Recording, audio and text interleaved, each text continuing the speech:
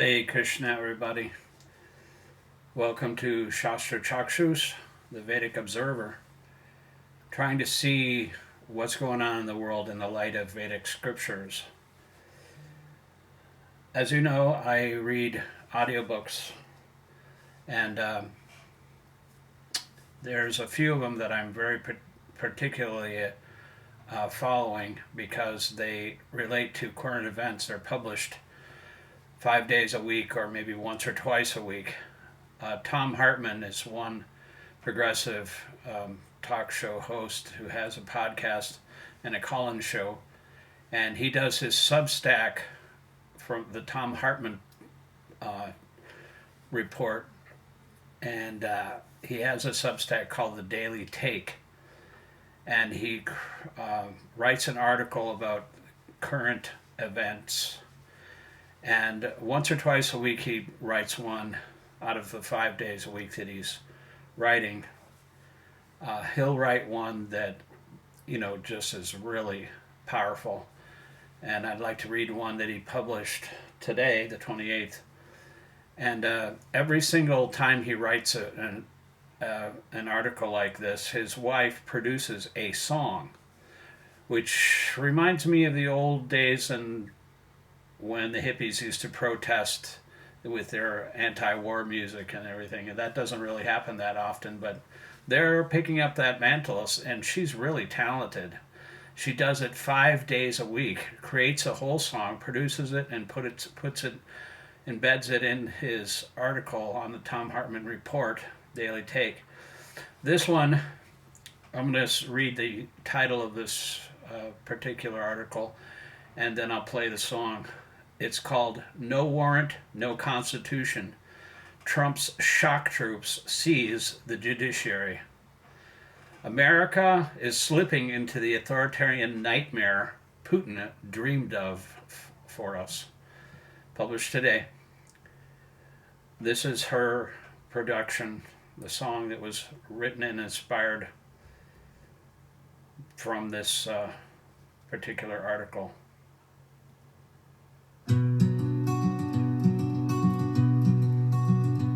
Stormtroopers at the courthouse, boots heavy on the floor, dragging freedom by the ankles, smashing down the people's door. No law, no warrant, just the silence of the bought. This is how a nation crumbles, not with battles, but with fear they taught. The gavel's been replaced with guns, the bench is just a stage, and every whisper of dissent is locked inside a cage.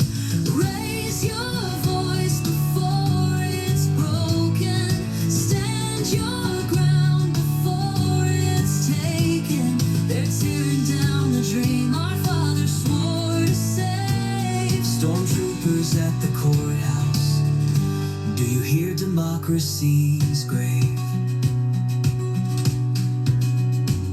Flags waving hollow winds, but justice stands alone.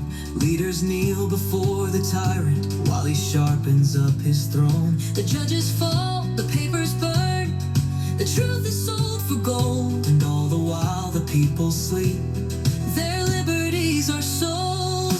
Raise your voice before it's broken.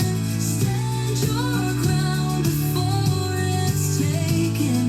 They're tearing down the dream our father swore to save. Stormtroopers at the courthouse, do you hear democracy's grave?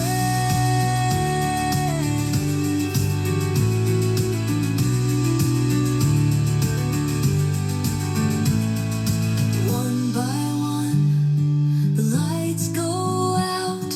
One by one, the brave are drowned. One last line still holds the gate. We the people, it's not too late. Raise your fists before they're shackled. Raise your hearts before they rattle. If we fall in silence, freedom's just a name. Stormtroopers at the courthouse, but the fire's still in our veins.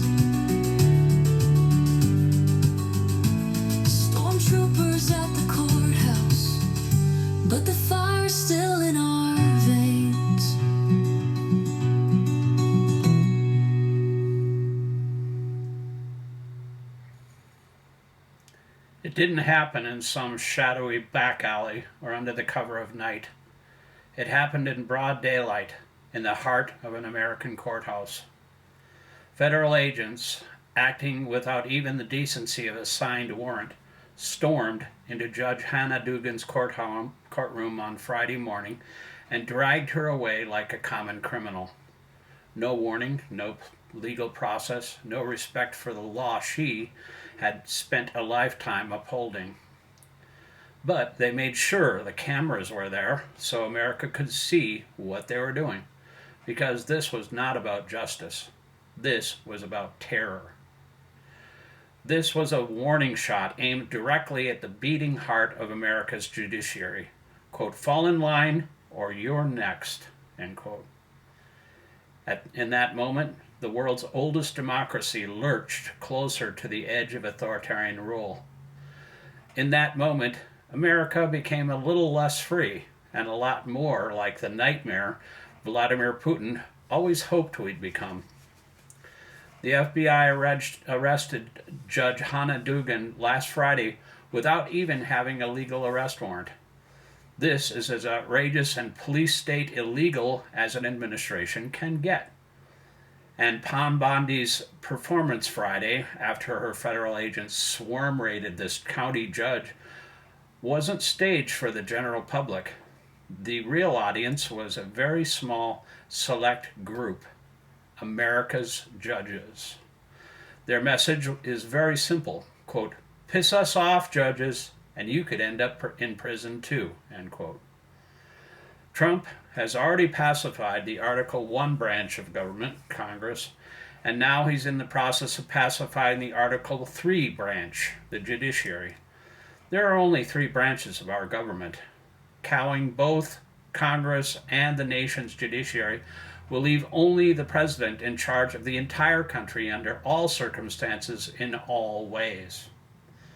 Nobody and nothing else will be able to stop him short of a military coup, and he's already decapitated the senior leadership of the military, or unending demonstrations in the streets, demonstrators who may soon face live ammunition.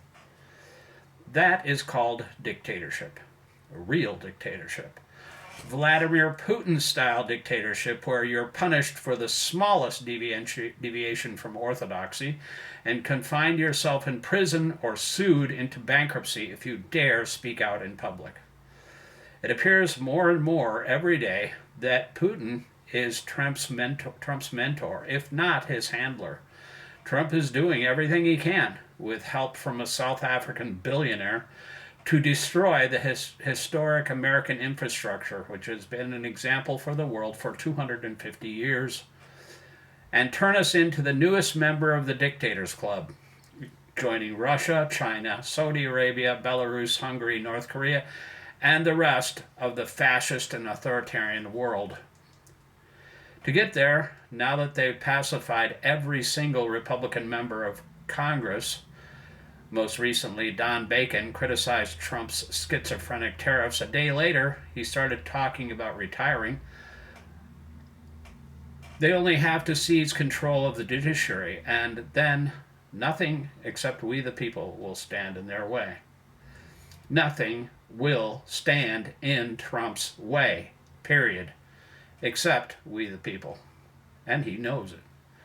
Look at the striking parallels between Putin's strategies and Trump's actions, from installing Trump's loyalists in the military and the federal police agencies of the Department of Justice and FBI, to his open threats against freedom of the press, to the GOP's efforts to rig elections and purge voters. Trump's subversion of U.S. democracy looks eerily familiar. He's taking pages directly from the autocrat's handbook. Trump has openly quoted and praised autocrats like Putin and Hungarian strongman Viktor Orban, and has presented his leadership in speeches to the GOP and CPAC as a model of an, quote, illiberal, end quote, state. Trump's not hiding his admiration for dictators. He's flaunting it, and now he's putting the final stages of their script into action. Trump's movement towards authoritarianism follows, quote, a known playbook. It's unfolded in many other countries, as journalist Ann Applebaum notes. Quote, these are democratically elected leaders who characterize themselves or describe themselves as deserving of no opposition. So I am the true Hungarian, or I am the only real American, end quote. In a mere matter of weeks into his presidency, Applebaum says, Trump and his allies, quote, have managed to push America into that space somewhere between no longer democracy and a full-scale autocracy, end quote. The speed is shocking, but it shouldn't be surprising. It only took Hitler 53 days to completely end democracy in Germany. Others like Lukashenko, Orban, Putin, Mussolini, Duterte, al-Sisi, and Erdogan took longer, none more than 2 years. But you could argue that Trump had been working on this project for 9 years now. Harvard professor Stephen Levitsky, who studies how democracy slips into authoritarianism, warns that we're heading towards what experts call, quote, competitive authoritarianism, end quote, regimes that, quote, constitutionally continue to be democracies, end quote, with regular elections and legal opposition, but where, quote, systematic abuse of power tilts the playing field against the opposition, end quote. Make no mistake about what's happening. Trump and his allies are methodically working through a four-step process to establish complete autocratic control, which will turn America into a one-man dictatorship. Step number 1, terrorize Congress. Trump's already largely succeeded here. Republican lawmakers are now march in lockstep with his agenda, afraid to oppose him even when their consciousness scream otherwise. The VDEM Institute already warns that Trump's actions are, quote, extremely worrying, end quote, for American democracy. Number 2, terrorize the media. Trump has, as the Washington Post writes, quote, relentlessly attacked the free press, another pillar that allows democracies to stand above authoritarian regimes, end quote. As political scientists have noted, quote, he has echoed the worst dictators in history, calling journalists the, quote, enemy of the people, end quote. With help from Elon Musk and other billionaires, he's creating a media and social media environment where truth itself is under assault. And last week, his administration threatened to arrest journalists and charge them with treason, an offense for which they could be executed. Step 3, terrorize judges and lawyers. What we witnessed Friday with the raid on a county judge and the arrest of a retired judge earlier in the week is just the beginning. The final step in this process will be intimidating the Supreme Court, and if Trump's minions can first terrorize the entire federal judiciary, it will be much easier to terrorize the members of the court itself, just like Putin and Orban have done. This follows dangerous cracks in democracy's pillars that experts have been warning about. Number 3, terrorize citizens. Once the above institutions are captured and there's no more constitutional opposition to Trump, the final phase begins, crushing individual dissent through fear, persecution, and potentially violence. This is the playbook Malcolm Nance detailed in his work, analyzing Putin's strategies to undermine American democracy, and has already started against immigrants and student visa holders. If history tells us anything, American citizens will be next. Most of this is already in place. Time is running out, fast. Trump and his fellow fascists know their time is running out because elections are coming in a handful of months and their popularity is already crashing. They're at maximum power right now and it is already beginning to decline. This is another reason why they're pushing so hard to frighten judges so they can implement the final destruction of any constitutionally based opposition to Trump's one-man rule.